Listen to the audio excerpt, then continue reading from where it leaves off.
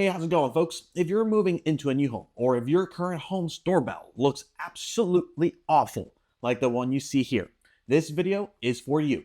I'll be showing step by step how to install a new hardwired doorbell. The first step is to remove the current doorbell. Depending on the type of doorbell, this may be as easy as removing the visible screws, or it may be a little more involved like I'll show you here with this Blink doorbell.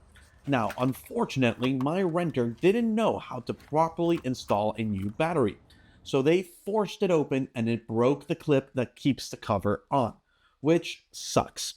Normally, you need a flathead screwdriver to remove the cover from this opening underneath the doorbell. Instead of buying a new $50 Blink doorbell, I decided to keep things simple from here on out and decided to replace it with this Defiant hardwired push button doorbell. It comes with screws already in the package, so all you need for this project is a screwdriver and or a drill. Most doorbells will only have 2 screws to remove, but this Blink doorbell has a total of 4. 2 are used to keep the cover in place, and the other 2 actually hold the doorbell to the wall. Once all screws are removed, we'll go ahead and loosen these 2 final screws. These keep the wires tight and provide power to the doorbell. It's worth noting that these wires are so low voltage that I didn't shut the power at the circuit breaker, but better be safe than sorry. So before doing this yourself, consider turning the power off at that breaker. Now that we've got the wires exposed, it's time to take the new doorbell and also loosen the screws on the back.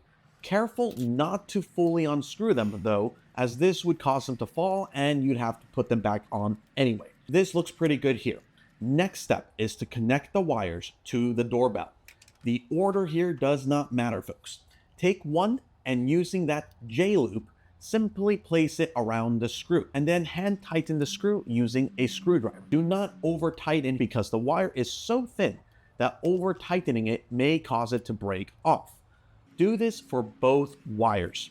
Before mounting the doorbell to the wall, let's do a chime test by ringing the doorbell. Sweet, it looks like it's working. The last step is to mount the doorbell to the wall. To do so, pack the wires inside the wall just enough to be able to hide them when the doorbell is placed on the wall. If you've got existing holes from the previous screws, I'd recommend to try to leverage them. But if not to worry.